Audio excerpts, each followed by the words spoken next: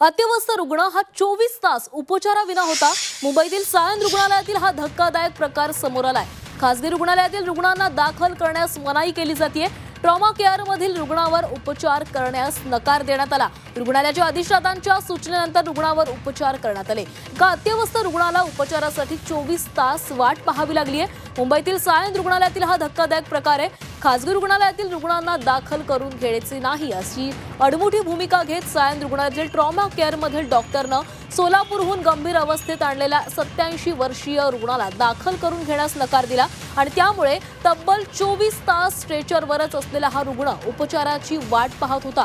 उपचारासाठी नातेवाईक विनवण्या करत होते, मात्र डॉक्टरला पाझर फुटला नाही। अखेर रुग्णालयाचे डीन मोहन जोशी आणि खासदार संजय पाटील यांच्या सूचनेनंतर रुग्णाला दाखल करण्याचा निर्णय घेण्यात आला। मात्र त्यानंतरही रुग्णाला दुसऱ्या दिवशी रुग्ण कक्षामध्ये दाखल करून उपचार सुरू करण्यात आले।